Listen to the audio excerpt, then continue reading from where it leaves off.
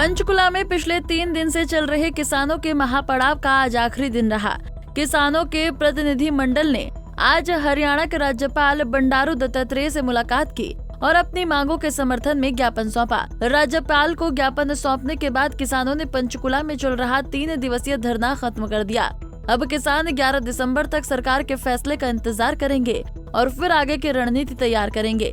बता दें कि किसानों के महापड़ाव को देखते हुए सरकार की ओर से किसानों को बातचीत करने के लिए 18 किसान नेताओं को न्योता दिया गया था। जो किसान और मजदूरों की ये अभूतपूर्व एकता स्थापित होना ही हमारी पहली जीत है।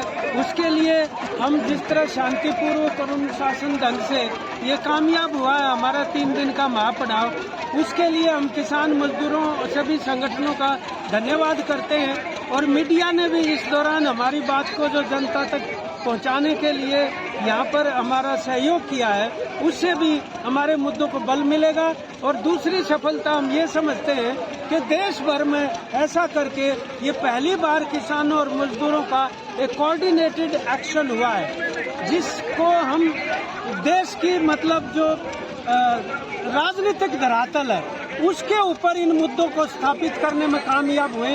वरना आज तक कारपोरेट ही डिक्टेट करता रहा और असली मुद्दे जो हैं वो हाशिए की तरफ चले जाते थे। हम अभी 2 हफ्ते तक इंतजार करेंगे। उन्होंने आश्वासन दिया है, क्योंकि हमने 2 मांग पत्र दिए हैं, एक केंद्र सरकार से संबंधित मुद्दों का है और एक राज्य सरकार से संबंधित। हम इंतजार करेंगे। फिर 11 दिसंबर को हिसार के अंदर संयुक्त किसान मोर्चा की मीटिंग करके और उधर से ट्रेड यूनियन भी अपनी मीटिंग करके और भावी रणनीति जो है वो तय करेंगे। हमें विश्वास है कि ये जो अगले चरण के अंदर आंदोलन प्रवेश कर रहा है ये और भी ज्यादा तेज गति से आगे बढ़ेगा, ऐसा हम दावे के साथ कह सकते हैं। किसान पंचकुला के सेक्टर 5 स्थित धरना स्थल पर संयुक्त किसान मोर्चा के आह्वान पर 26 नवंबर से 3 दिन के महापड़ाव पर थे। हजारों की संख्या में आए दिन किसान प्रदर्शनकारी और ट्रेड यूनियन के बैनर तले कर्मचारी पंचकुला पहुंच रहे थे। किसानों के प्रदर्शन को देखते हुए चंडीगढ़ सीमा पर पुलिस और अर्धसैनिक बलों की भारी संख्या में तैनाती की गई थी। किसानों का जमावड़ा लगातार बढ़देख वाटर कैनन, आंसू गैस और दंगा विरोधी टीम की विशेष तैनाती थी। पंचकुला में 10 कंपनियों के 900 पुलिस कर्मचारियों को तैनात किया गया था। देखिए, पूरे देश के अंदर 3 दिवसीय आह्वान था। संयुक्त किसान मोर्चा और केंद्रीय ट्रेड यूनियनों ने मिलकर तय किया था।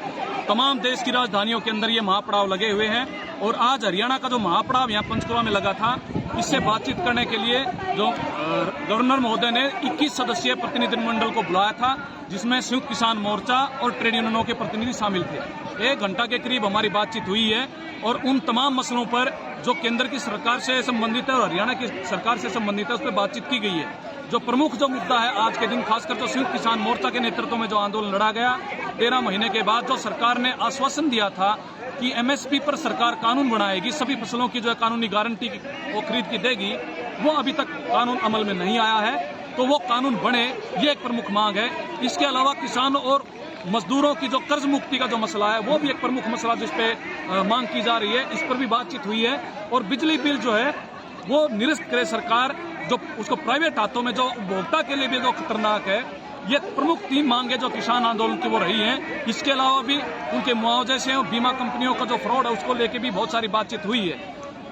मजदूरों के मसलों पर भी विशेष तौर पर बात हुई, खासकर 4 लेबर कोड जो मजदूर विरोधी है उसके बारे में विस्तार से बातचीत हुई है। सामाजिक सुरक्षा कोड के बारे में भी गवर्नर महोदय ने कहा कि इसमें कुछ प्रावधान ठीक हैं, लेकिन कुछ प्रावधान अगर गलत हैं तो उसके बारे में आप हमें लिख के दो, हम उसको जो है और ज्यादा उसको ठीक करने की कोशिश करेंगे।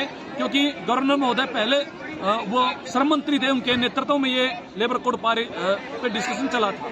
इसके अलावा हमने हरियाणा के संदर्भ में जो मांग उठाई कि 2020 में न्यूनतम वेतन रिवाइज होना जाना चाहिए था। 3 साल गुजर चुके हैं और 8 साल हो गए और हम न्यूनतम वेतन 26,000 की मांग कर रहे हैं। इसके अलावा ये भी मांग की गई कि जो हरियाणा में जो आंदोलन चले हुए हैं, खासकर ग्रामीण सफाई कर्मचारियों की अभी भी हड़ताल पर हैं, आशा वर्कर हैं, आंगनवाड़ी हैं, वन मजदूर हैं, वो चाहे रेडी पटरी के मजदूर हैं, निर्माण के कारीगर मजदूर हैं, बोर्ड बिल्कुल जो है पंगु बना रखा सरकार ने।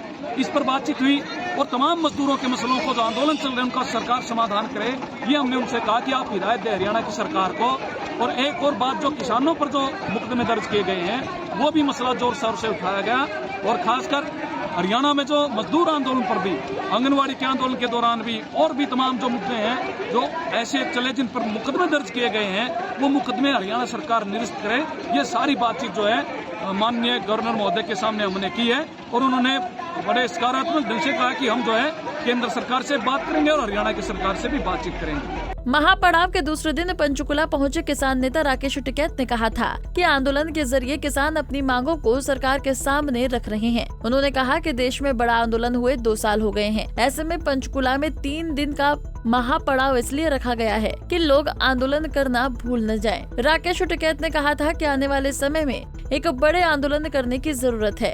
ये भी बता दें कि किसान लगातार एसएसपी खरीद गारंटी, लखीमपुर मामले के दोषियों के खिलाफ कार्रवाई करने, किसानों को रिहा करने, बिजली संशोधन बिल 2022 रद्द करने की मांग, पराली और बिजली से संबंधित मामलों को लेकर धरने पर बैठे थे।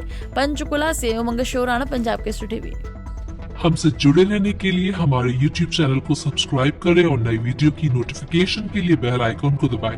अगर आप ये वीडियो Facebook पर देख रहे हैं तो लाइक जरूर करें और ज्यादा से ज्यादा शेयर करें। धन्यवाद।